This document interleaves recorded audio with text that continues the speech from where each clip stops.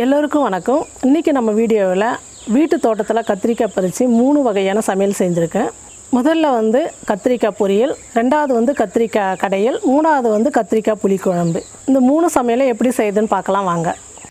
காய் இந்த மாதிரி பச்சைக்காய், செடியிலெல்லாம் முள்ளுலாம் இருக்குது பாருங்கள், பார்த்து கட் பண்ணணும். எவ்வளோ நல்லா வந்திருக்கு பாருங்கள் கத்திரிக்காய். சொல்லிடுங்க. ஃபஸ்ட்டு நான் கத்திரிக்காய் பொரியல் செய்யலான்னு இருக்கேன். அதுக்கு ஒரு 3 கத்திரிக்காய் எடுத்து இந்த மாதிரி மெல்லிசாக நீல வாக்கல் கட் பண்ணி எடுத்து வச்சுருக்கிறேன். கத்திரிக்காய் பொரியலுக்கு தேவையான பொருள் பார்க்கலாம். ஒரு 4 வரமிளகா பொடியாக கட் பண்ணி எடுத்துக்கிட்டேன். ஒரு 5 பல்லு பூண்டு இடித்து எடுத்து வச்சுருக்கிறேன் தோலோட.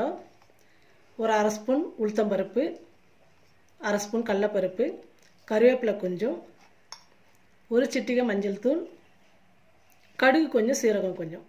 இப்போ கடாய் சூடு ஏறிடுச்சு. ஒரு 3 ஸ்பூன் எண்ணெய் ஊற்றிக்கிறேன். எண்ணெய் நல்லா காஞ்சிடுச்சு. சீரகம் கடுகு சேர்த்துக்கிறேன். உளுத்தம்பருப்பு, கடலைப்பருப்பு, வரமிளகா, பூண்டு, கருவேப்பிலை,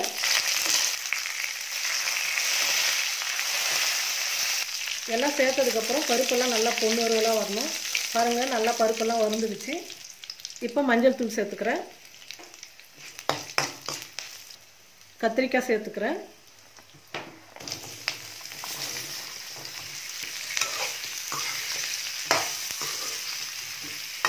ஸ்டவ் கம்மியாக வச்சுட்டு எண்ணெயிலேயே கத்திரிக்காய் வதங்கணும். அதிகமாக தீ வச்சிங்கன்னா கத்திரிக்காய் வேகாது. நம்ம வெங்காயம் தக்காளி எல்லாம் போடாமல் வெறும் கடலைப்பருப்பு, பூண்டு, உளுத்தம்பருப்பு இதை போட்டு தான் பொரியல் பண்ணுறோம். இது ரொம்ப நல்லாயிருக்கும் சாப்பிட்றதுக்கு. ஒரு 5 நிமிஷம் எண்ணெயில் நல்லா வதங்கட்டும். கத்திரிக்காய் 3/4 பாகம் வெந்துடுச்சு. இந்த நேரத்தில் நம்ம உப்பு சேர்த்துக்கலாம். இப்போ பொரியலுக்கு தேவையான அளவுக்கு சேர்த்துக்கலாம். உப்பு சேர்த்ததுக்கப்புறம் ஒரு 2 நிமிஷம் வதக்கினா போதும். பாருங்கள், கத்திரிக்காய் பொரியல் சூப்பராக ரெடி ஆகிடுச்சு. ரொம்ப டேஸ்ட்டாக ரொம்ப அருமையான கத்திரிக்காய் பொரியல் ரெடி பண்ணிட்டோம். அடுத்தது கத்திரிக்காய் கடையல் செஞ்சுக்கலாம். கத்திரிக்காய் கடையல் செய்ய போகிறேன். அதுக்கு பாருங்கள், ஒரு 300 கிராம் கத்திரிக்காய் இருக்கும். இந்த மாதிரி பொடியாக கட் பண்ணி எடுத்து வச்சுருக்கிறேன். ஒரு பெரிய தக்காளி, ஒரே தக்காளி 4 துண்டாக கட் பண்ணி எடுத்துக்கிட்டேன். பெரிய வெங்காயம் 2 வெங்காயம், 3 பச்சை மிளகா சின்ன பீஸாக கட் பண்ணி எடுத்துக்கிறேன். 10 பல்லு பூண்டு எடுத்து வச்சுருக்கிறேன். ஒரு 3 ஸ்பூன் எண்ணெய் ஊற்றிக்கிறேன்.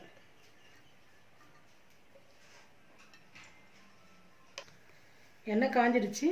பூண்டு சேர்த்துக்கிறேன். இப்போ வெங்காயம் சேர்த்துக்கிறேன். அது கூடவே பச்சை மிளகாய் சேர்த்துக்கிறேன்.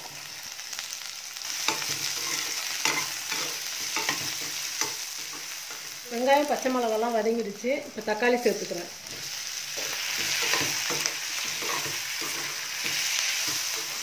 இப்போ கத்திரிக்காய் சேர்த்துக்கிறேன்.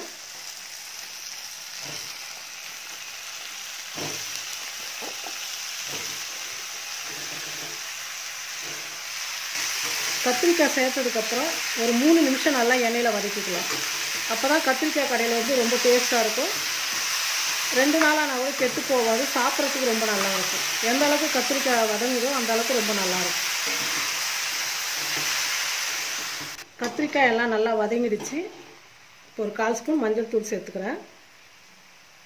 மஞ்சள் தூள் சேர்த்ததுக்கப்புறம் நல்லா மிக்ஸ் பண்ணி விட்டுடுங்க. இப்போ கத்திரிக்காய் கடையிலுக்கு தேவையான அளவுக்கு தண்ணி சேர்த்துக்கிறேன். ரொம்ப தண்ணியாக இருந்தால் நல்லா இருக்காது, கொஞ்சம் கட்டியாக இருந்தால் தான் நல்லாயிருக்கும் கடையில். அதுக்கு தேவையான அளவுக்கு தண்ணி சேர்த்துக்கலாம். குக்கர் மூடி போட்டு மூடிடுறேன். ஒரு விசில் வந்தால் ஸ்டவ் ஆஃப் பண்ணிடலாம். கத்திரிக்காய் சீக்கிரமாக வெந்துடும். அதிகமாக வந்தால் கசப்பாயிடும். அதனால் ஒரு விசில் வந்தால் ஸ்டவ் ஆஃப் பண்ணிடலாம். பாருங்கள், குக்கர் மூடி எடுத்துட்டேன். ஒரு விசில் தான் வச்ச கத்திரிக்காய் நல்லா வெந்துருச்சு. புளி கொஞ்சமாக சேர்த்துக்கலாம். கொஞ்ச நேரம் ஊறட்டுன்னு சொல்லிட்டு நம்ம பருப்பு சட்டியில் போட்டு கடைஞ்சிக்கலாம். கத்திரிக்காய் கடைஞ்சிட்டேன். இப்போ கத்திரிக்காய் கடையிலுக்கு தேவையான அளவுக்கு உப்பு சேர்த்துக்கிறேன். கடையும் போது உப்பு போடணும், நான் மறந்துட்டேன். நல்லா கலந்து விட்டுடலாம். இப்போ கத்திரிக்காய் கடையில் தாளிச்சிக்கலாம். தாளிக்கிறதுக்காக 2 வரமிளகா கிள்ளி எடுத்து வச்சுருக்கிறேன். கருவேப்பிலை கொஞ்சம், ஒரு வெங்காயம் பொடியாக நறுக்கி எடுத்து வச்சுருக்கிறேன். கடாய் சூடு ஏறிடுச்சு. 2 ஸ்பூன் எண்ணெய் சேர்த்துக்கிறேன். எண்ணெய் காஞ்சிடுச்சு, கடுகு சேர்த்துக்கிறேன். கடுகு பொரிஞ்சிடுச்சு, வரமிளகாய் சேர்த்துக்கிறேன். இப்போ வெங்காயம் கருவேப்பிலை சேர்த்துக்கிறேன். வெங்காயம் வந்து நல்லா வதங்கணும். ஒரு நிமிஷம் நல்லா வதக்கிக்கலாம். பாருங்கள், வெங்காயம் நல்லா வதங்கிடுச்சு. இப்போ கத்திரிக்காய் கடையில் எடுத்து ஊற்றிக்கலாம். கத்திரிக்காய் கடைஞ்சதில் எடுத்து தாளிச்சது ஊற்றிக்கலாம். நல்லா கலந்து விட்டுடுறேன். பாருங்கள், கத்திரிக்காய் கடையில் ரெடி ஆயிடுச்சு. இந்த கத்திரிக்காய் கடையில் வந்து களிக்கு ரொம்ப சூப்பராக இருக்கும்.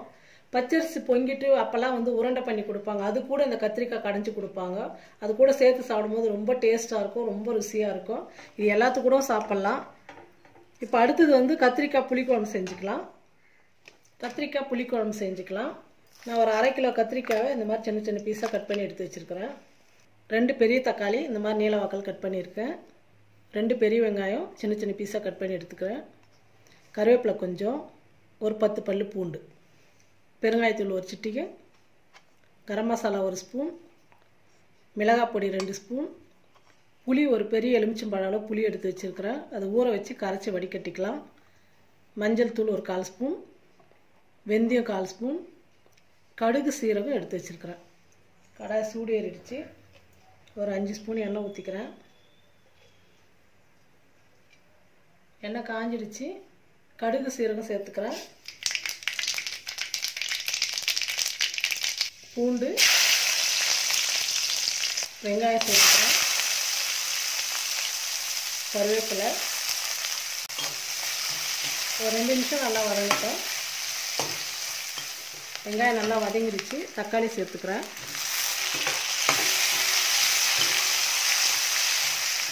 வெங்காயம் தக்காளி நல்லா வதங்கிடுச்சு. கத்திரிக்காய் சேர்த்துக்கிறேன்.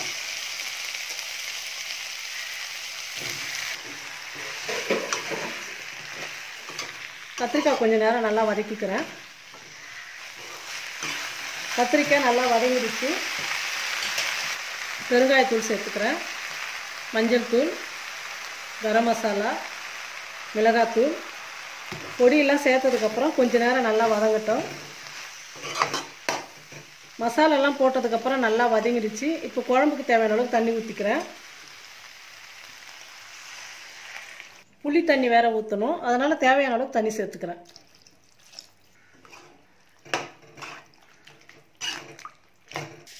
குழம்புக்கு தேவையான அளவுக்கு உப்பு சேர்த்துக்கிறேன். கத்திரிக்காய் நல்லா வேகட்டும். பாருங்கள், கத்திரிக்காயெல்லாம் நல்லா வெந்துடுச்சு. இப்போ புளி தண்ணி சேர்த்துக்கிறேன்.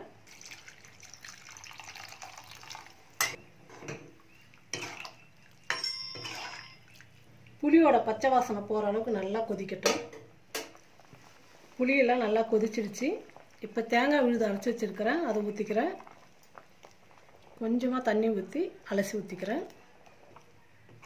தேங்காய் பால் ஊற்றுனதுக்கப்புறம் 1 நிமிஷம் கொதிச்சா போதும், அதிக நேரம் கொதிக்க வேணாம். கத்திரிக்காய் புளிக்குழம்பு ரெடி ஆகிடுச்சு. ஸ்டவ் ஆஃப் பண்ணிடுறேன். எங்கள் வீடு தோட்டத்தில் பறித்த கத்திரிக்காய் வச்சு இன்றைக்கி நான் என்னென்ன செஞ்சுக்கிறேன் பார்க்கலாம். கத்திரிக்காய் புளிக்குழம்பு, கத்திரிக்காய் கடையல், கத்திரிக்காய் பொரியல். கத்திரிக்காய் வச்சு 3 விதமாக அன்றைக்கி செஞ்சேன் நான். ரொம்ப நல்லா வந்திருக்கு, சூப்பராக இருக்கும் சாப்பிட்றதுக்கு. இந்த மாதிரி வித்தியாசமாக கத்திரிக்காயெலாம் நிறையா செய்யலாம்.